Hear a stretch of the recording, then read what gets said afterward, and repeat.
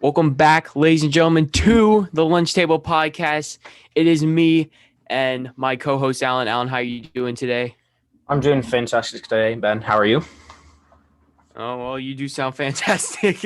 But we're gonna be talking about obviously some things that have been going on in the NFL, a little bit things about Washington, and also Alan's gonna give his pick a little bit on his dream and whatnot of us selecting a quarterback and whatever. And we'll be talking about everything else going around sports. But to jump in, we are going to start off in the NFL with one thing that has came out, and that is there is going to be a 17 game season this year. So there will be 17 weeks, which I believe I think I saw something, Alan, that I think it was each division. So, or like, yeah, each division. So like the AFC and the NFC, they will trade off every year with who gets more home games and who gets more away games. So I think Oh, the that's an AFC gets interesting more way to home do it. games.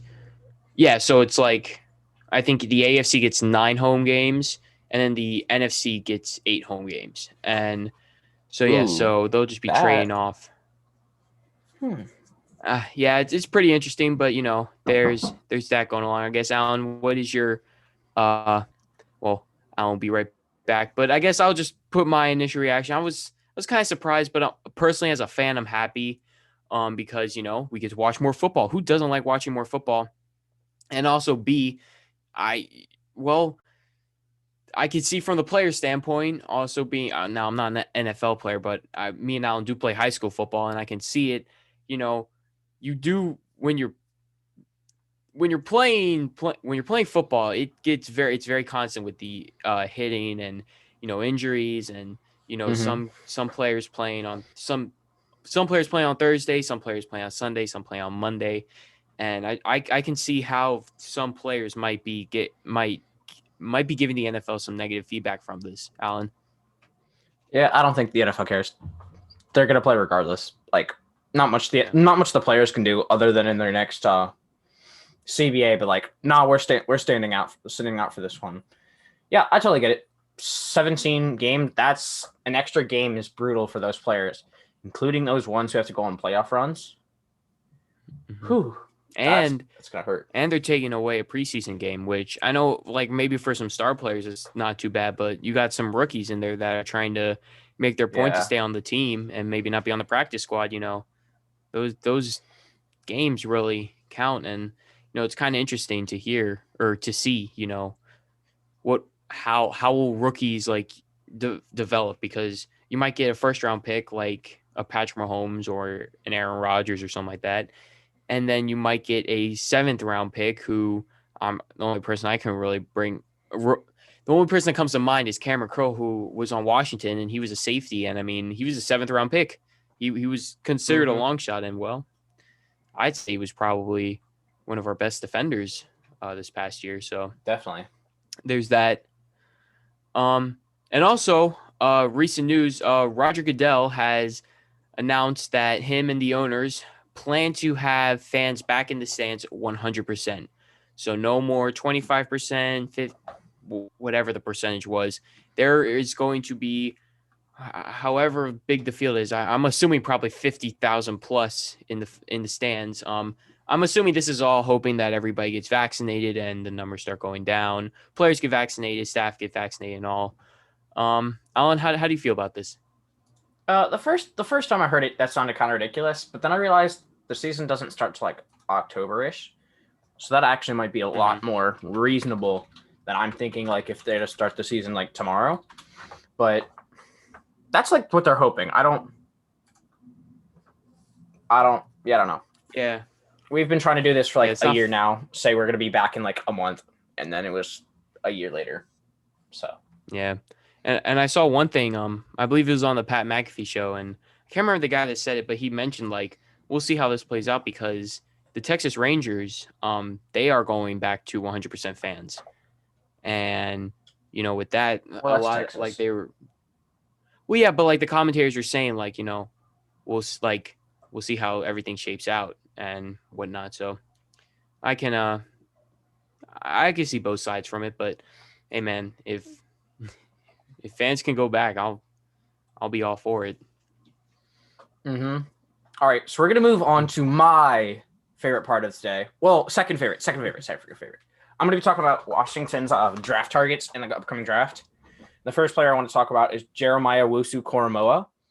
So basically, he is a linebacker, but more of a coverage linebacker. Like, he's not necessarily you're going to be your run defender in the same way Cole Holcomb is a run defender, but he's going to be more of the guy you have matchup against the tight end, sometimes matchup against receiver. And according to PFF, I believe he's ranked 19th on their big board. So that's pretty impressive considering they take into account, I believe, on their big board, positional value, which linebacker is very not valuable. Yeah, Jeremiah Wusu-Kormo is 19th on the PFF big board. So I think the linebacker is kind of the missing piece of the Washington defense right now. Pretty easy. The secondary did pretty well last season. The defense line was dominant. Basically the only reason the team won. But the linebackers, when Cole Holcomb didn't get to play at all, it was a train wreck. And the next player I want to talk about is going to be the ultimate reach, and not sure we even need to talk about them, is Justin Fields. So Justin Fields is one of the top 4 quarterbacks in this class, and I think he's number 2. Most people have Trevor Lawrence at number 1, unless you're Chris Sims, who has Zach Wilson at 1. Wilson? Yeah, he has Zach Wilson at 1. But I think Justin Fields is just like, the arguments I've seen against why Fields is not good was not as good as the rest. I think could have been equally to the other quarterbacks they're promoting. And gonna be honest, I've just fell in love with Justin Fields. All right, I'm gonna say this as a friend of Alan's. This man was literally, so me and Alan and another friend, we're in like this group chat. We're all Washington fans. This man was, when San Francisco made the trade to go up, we trade with the Dolphins. This man was texting there. He was like, well, there goes our chance at Justin Fields. Now, may I remind you, this may just be me, but when did you just start falling in love with Justin Fields? Because if I remember, like when the season just ended, you were kind of like, you were all, we got drafted quarterback, but if I remember, you were kind of on the Trey Lance side. You were more pushing towards Trey Lance. Whoever I know you are does not you draft. You have fallen in love with Justin Fields recently, and my only question is like, why and where did this come from? I get it; he's like a dual threat quarterback. He can run, he can throw, or he can run. He can definitely throw. We've seen it before, but like the one thing that I do see that a lot of people keep on criticize him on is his IQ, his football IQ. That's the only thing I haven't seen. I don't think that one's legit at all. But the reason I have kind of fallen in love, the Clemson game was incredible to watch. I believe Ben watched that game as well. We were texting through the entire time. I'm like, holy cow, this guy just took like a nasty shot to the ribs, comes back and throws a huge deep bomb right away. Like, yep. And he didn't even look that bad against Alabama, who like steamrolled everyone they played. Like, because I think the big knocks people have for Justin Fields was against Northwestern and Indiana. But I would think Clemson is a better defense than Indiana and Northwestern. Maybe I didn't pay attention enough to those teams because I don't have that kind of time. But it just seems like if he played significantly better against the Clemson defense, who are one of the main favorites to win the championship.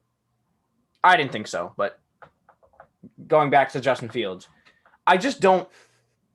He was always considered the number 2 pick with Trevor Lawrence. Some people having him a number 1. I don't necessarily understand his rise because some people are saying he's the 5th best quarterback in this draft, and they're going to have Mac Jones above him, which has been getting a lot of steam. All right, going on to the next person, which is the quarterback, one of the other quarterbacks, Mac Jones. So there is lots of talk that Mac Jones might be selected at number 3 with the 49ers pick. Which hang on. Before you mention that, I think we should mention how the 49ers traded up originally. Yes. Yeah, we should. There we go. Essentially, the Dolphins, I believe, traded away one of their star younger tackles. What was his name? Laramie Tunsil. Laramie Tunsil to the Texans, which I think in return they got like 2 first-round obviously picks. this year's first round pick. This year's first round pick would end up becoming the third pick because the Texans, well, they were god awful this year.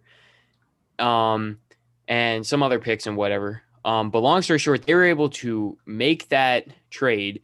I think they were able to receive 2 more first round picks in the future, as well as like a third and maybe a fourth or a fifth. And then they were able to make another trade with the Eagles, where I think they even moved. Did they move down like by 1 spot or something? Where they were able to get a second round pick. The Dolphins traded. They were at the 12th pick from the trade back, and they yeah, they were at the 12th pick from the trade back, and then traded a first, and I think they traded 2 firsts to go back up to 6. So the Eagles gained a first round pick from moving back 6 spots, and I think one of the first round picks was the 49ers pick they traded to the Dolphins to move up. So I think the Dolphins have 5 first round picks in the next 3 years. Yeah, so I just figured I would remind everybody how like the 49ers got this pick. But go on. So Mac Jones, I do not think has anywhere close to the physical upside as any of the 4 quarterbacks, being Trevor Lawrence, the Clemson star from his freshman year, Zach Wilson, the BYU quarterback, Trey Lance, who is like all physical tools at this point, and Justin Fields, who I think is the right combination of all of the above. But I think Mac Jones, there was a long time where he was often mocked to either the Washington football team or the Chicago Bears. And now it seems like he might go number 3 overall. So I don't know if that's necessarily a target for Washington anymore, because we are not trading up to the number 2 overall pick to get Mac Jones. I can tell you that. Sorry, go ahead. I was just going to say, like, I think Mac Jones is like, obviously you've been hearing, like, there have been reports about how he's a better leader than Tua and whatnot and this and that about off the field. But, I mean, you do got to give him credit, like, Alan, he did do really well this past year. And he's kind of a dying breed of quarterbacks where you kind of sit in the pocket, you don't really roll around. So I think if the 49ers, I think, could select him because their O-line is pretty decent, especially with Trent Williams getting that massive contract, leading the way. I know Alan brings a tear because my favorite player. That was his favorite. My favorite team. Yep. It's okay though. Good for him though. Good for him though. He deserved to be. He did. He did. He deserved every penny of that contract. But I mean, I could see the Mac Jones hype for some teams, especially with the 49ers, because I think they're still a little bit on their quarterback situation. I really like Zach Wilson. That's me. Only reason why I like him is because I saw his pro day or something like that, and I was just like the one throw off the back foot. Yeah, Justin Fields made the same throw and did it better. Okay, you're gonna say he did it better. No. Like I am like that is 100%. Like he made the exact same throw and did it well. I will give you this. I think Zach Wilson, he had his 2020 year, which was very fantastic and it was super cool to see. But I can also, like, Justin Fields has been consistent as like a top talent. I think Zach Wilson, he was kind of like a Joe Burrow type stage of where he had like one really, really good season and now everybody projects him. Now, if he can do like what Joe Burrow did in the NFL, which Joe Burrow was actually pretty good in the NFL, especially with what the Bengals kind of gave him or what he was put in. I can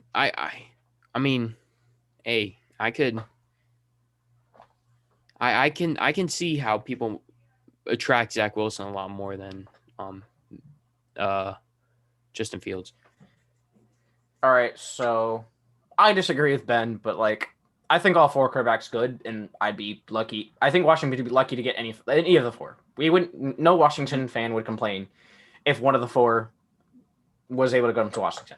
But the next prospect I'm going to go talk about is probably the most likely pick, I think, for Washington at this point, which is Christian Darrisaw, which I think, according to PFF, I think is their offensive tackle number 3, which Washington's left tackle isn't a huge need, but considering how deep of like a tackle draft this is, that might be it's probably a good selection to take. And I believe Mike Renner of PFF also had us taking Christian Darrisaw in their latest mock draft, which I'm all for I'm all for investing in the trenches, which Washington has done lots on the other side of the ball, and we need some good tackle help, especially with pretty old tackles. And since it's a very deep tackle class, I say we take one here. If we don't get a quarterback, of course. I mean, in my opinion, any option to boost up your line, I'm full. Go ahead. All right, so we're going to be moving on to a little bit of our free agency overview. Obviously, we're going to start with Washington. With Washington, I feel like we had a very solid free agency, especially with signings like Curtis Samuel and William Jackson III. Obviously, these are two big upgrades in positions that we need. Curtis Samuel as obviously being a wide receiver, highly underrated, I feel. And then William Jackson, who we ended up losing Ronald Darby. Thank you for all you did, Ronald. But I'm very pleased with the signing that we got with William Jackson. And also we got the big boy, Ryan Fitzpatrick, also known as Mr. Fitzmagic. He has pretty much been to every single team in the NFL. No one knows why he is still playing. Okay, stop exaggerating. The guy, disrespecting the guy. It's like been 6 teams. Name a player that's been on 6 teams and has started. Frank Gore. Fair enough. Actually, I don't know if it's 6 because he's in the Jets. Jets, Bills, 49ers. Did you say Jets? Yeah. I don't know. It might not be 6, but. And then wide receiver Aiden Humphreys, who was, I think he's just pretty much just to add some more depth at the wide receiver position, especially being a veteran. So that is pretty. I'm happy with that, Alan. How are you? So I think the William Jackson III signing, he's more of a man corner. So I don't know if this tips off that the Jack Del Rio wants to play more man coverage. Because if then, William Jackson's going to do great at that. He wasn't as great in zone. Ryan Fitzpatrick is obviously a clear upgrade over the other quarterbacks we had. So hopefully that'll be fun to watch, even if we don't win every game because of him. And Curtis Samuel is going to be really interesting. And I'm very interested to see if this front office, who they had back in Carolina when he didn't do as well, does well now that, like, I think Curtis Samuel is good, but they need to use him correctly, which hopefully they have the ability to do with Terry McLaurin taking up all the attention. But I think it's really cool because Curtis Samuel can line up in the backfield. So you could bring Antonio Gibson and Curtis Samuel, and I think that would give defense a nightmare because you could both slot them both outside at receiver and then motion them both back into running back. And if you do that, I think that'd be pretty cool. But that's up to Scott Turner, the offensive coordinator, to figure something out. All right. So there were some other minor depth moves that I don't think we need to talk about yet. I will talk about them later in the year if they end up being pretty good signings, but I think David Sharp, who is a tackle, was one of them. So I meant to talk. So this next thing I'm going to talk about a little bit more, but I already talked about Justin Fields. So it's the guys in the draft that I have looked forward to the most. Justin Fields, I just wanted to mention he ran a 4.44 40-yard dash at his pro day. So I think most analysts have been adding like a tenth of a second to all pro days. So even a 4.54 is still pretty fast for a quarterback. But if you just want to take his 4.44 from his pro day, it would be the second fastest quarterback since RG3, also a Washington quarterback, ran a 4.41 back at his pro day in 2012. So I already talked at length about how much I love Justin Fields, but I'm also going to talk about the next player as Patrick Surtain. So I don't know any corner, I don't know cornerback film, and I couldn't tell you why he's awesome and everything. But I've been watching him since his freshman year at Alabama, and he was just always a lockdown defender every game I watched him. So and he was like a top prospect too. So I always think it's cool to root for a top prospect and then continue to get better and then become the dominant player. So they've just been continuously dominant through. And he ran a 4.46 at his pro day, which might be fast enough to have him locked down as the number one corner in the draft, especially with Caleb Farley having several back injuries. So that's having him sliding down boards, because back injuries are apparently some injuries that are a little bit harder to recover from and continue to pop up. Cool. Yeah, this is all Alan. I do not focus on the film and whatnot, but we're going to move on about what's going on around sports. And obviously, I'm going to talk about most of this about the baseball season, because this is being filmed on Wednesday, March 31st, which means tomorrow is opening day. Let's go. Baseball season is back, and I'm super excited for this because, well, baseball is probably my first love in sports that I've actually paid attention to. So we're just going to kind of spitfire off some things that are going on. Obviously, start off with some power rankings. We have Cardinals coming at 10, Blue Jays coming at 9, Rays coming at 8, Mets coming at 7, Twins coming 6. Personally, I think the Twins should be maybe a little bit lower, only because I'm not very much sold on them.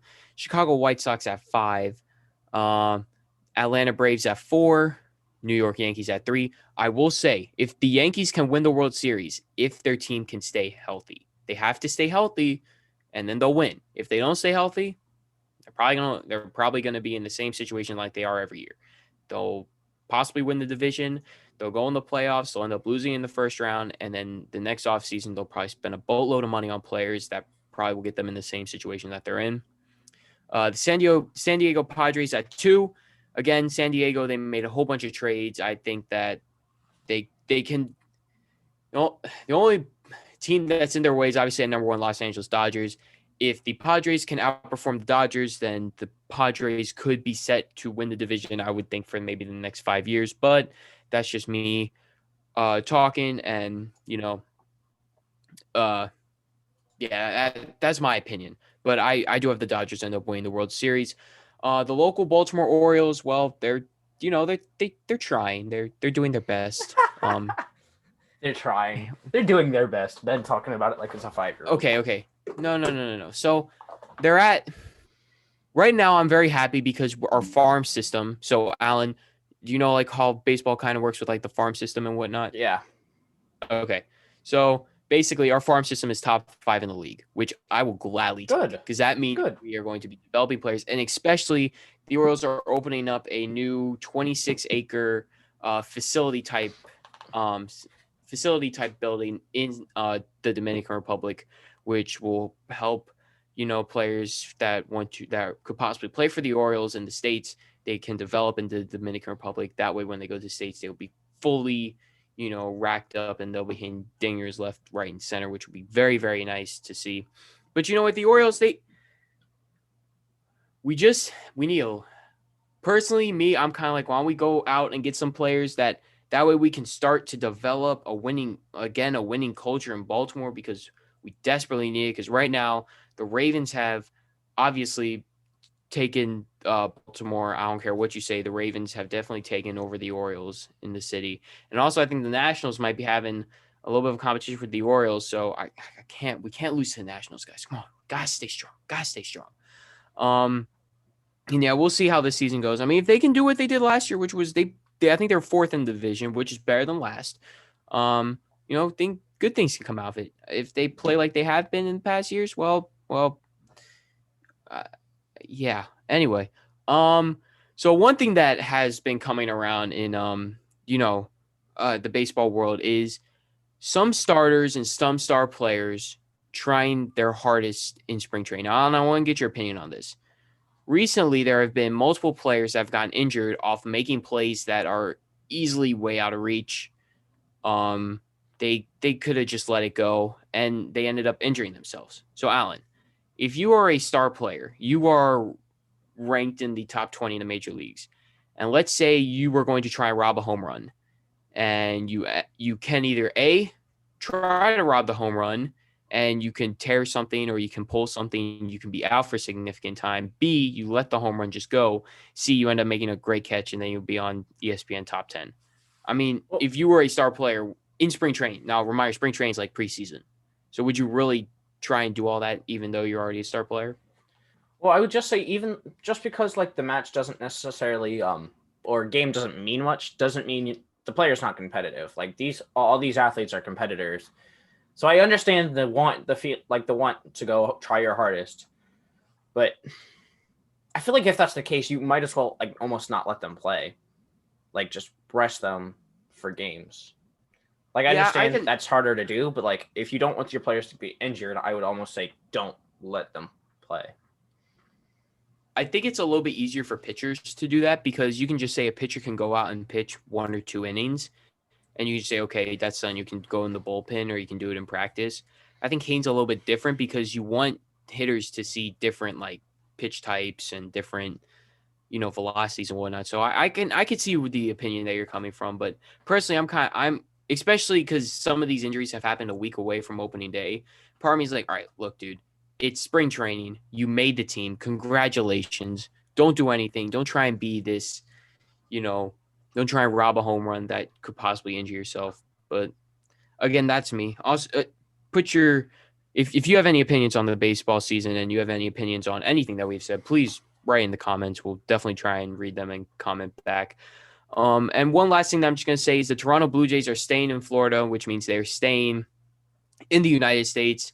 In case you didn't know, Toronto is in Canada, and Canada has not allowed the Blue Jays to come back yet until I'm assuming, COVID-19 is dealt with. So hopefully that will be ending soon. The Blue Jays will be playing in their spring training or at the spring training field, so they will stay in Florida. Also, one thing that I do want to mention, kind of just going all around sports, is that players are getting vaccinated by their teams, which is super cool to see because that means we're going back to some sort of normalcy, and hopefully, players will get back to being healthy and able to hang out with fans and whatnot, which is something that is really really cool to see. All right, Alan, we're gonna do a little bit of ask my segment with you. Or what should we call it? Ask Alan. I think that's what I said. All right. Starting off, Aaron Rodgers will be hosting Jeopardy for 2 weeks, starting Monday, April 5th, and continuing through the week of Monday, April 12th. Alan, do you think this is great? Do you think this is I don't really care?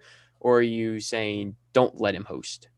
I think it's absolutely great. I love it. Aaron Rodgers has like recently gained a reputation of being a like kind of bad person for like no reason. Like the dude's always been cool. So no, A little bit weird too at times. Like if it comes out on Netflix, I will be definitely watching Aaron Rodgers host Jeopardy. And isn't that because they had to like remove some hosts because a bunch of people petitioned for the previous guy to get removed? I don't know about that. All I know was the host of Jeopardy, Alex Trebek, he died. Yeah, I understand he died, but I think they had guests, and they had to recall one guy because they got mad. Oh, I don't remember any of that. Personally, I like it. I think it would be kind of interesting to watch him host, which would be kind of cool to see. Moving on. This is kind of rumoring around the NBA, but I want to get your take on it. NBA players won't be tested for marijuana next year as league weighs permanent change. Alan, no more marijuana charges in the NBA. How do you feel? Good. I don't like. It's not like helping. Really like it's not like he's taking steroids. It's not like taking steroids. Mm-hmm. I don't see why it's an opinion. Sure, like just let the players do what they want. I would say, like, yeah, like unless it's like physically promoting them. Like, sure, I feel like steroids is something different, but I don't think marijuana is even close to that kind of category of like doing anything. Okay. Moving on. So after a whole bunch of ongoing legal action that's been going on with the Washington football team, Dan Snyder now owns pretty much I believe he owns the entire team. Alan, the Dan Snyder sweepstakes continue. I'm just going to say this before you say, or before I get your opinion, all I'm asking, Dan, is don't interfere with what we're doing right now. We are building a strong culture. Just sell tickets. All right, Alan, go ahead. When will the pain end? That's the only thing I'm gonna say on that subject. When will the pain end? Just that's it. Yep, that's it. Okay. All right, so I'm gonna bring in some NBA news into you. Obviously, you are a strong bandwagoner when it comes to LeBron James. You love the Correct. man. You don't really care about a team. Obviously, the Lakers, they were able to pick up Andre Drummond through buyouts with the trade deadline and everything. But the Nets, they got Blake Griffin and LaMarcus Aldridge. So they're building a quote-unquote super team. The only reason why I say quote-unquote super team is because personally, sure, they get an upgrade, but it's not Blake Griffin like he entered the league. It's not Dunk Bro. I mean, he's still a great player, don't get me wrong, but it's not a star player. And LaMarcus Aldridge is okay. I guess Nets versus Lakers, you get full healthy team, healthy KD, healthy LeBron, healthy Anthony Davis, healthy Kyrie, etc. Obviously, I know you're probably going to choose the Lakers, but could you see it going to a game 7? Because it ain't I going to don't be a think sweep, so. in my opinion. I think it's gonna be 6 games, but I have a feeling it's gonna be 6 games either team. Like I personally want to say Lakers win, because of course, but I don't really see it going to game 7. To be honest, I see it going to 6 games because someone goes up 3-1, someone steals back, and then they just win. I don't see like anyone going down 3-1 and then coming back. All righty. Yeah, I think 6 or 7 personally. That's my opinion. But with that, ladies and gentlemen, that has been the Lunch Table Podcast. It has been me and Alan. We always love doing these videos. We apologize if they're going to be a little bit wonky, especially with our school and our off the YouTube lifestyles. But we promise we will try and get podcasts probably every week, maybe a week and a half. Please hit that subscribe, hit that like button, make sure you hit that bell when you do subscribe. Also, leave a comment saying your opinion on the video. Make sure if you can also find our Instagram is the Lunch Table Podcast. We will try and put it in the description. So please follow that because we will give out updates when the videos are up. And I will try and be a little bit more towards social media side, but I'm trying. But with that, ladies and gentlemen, we'll see you later.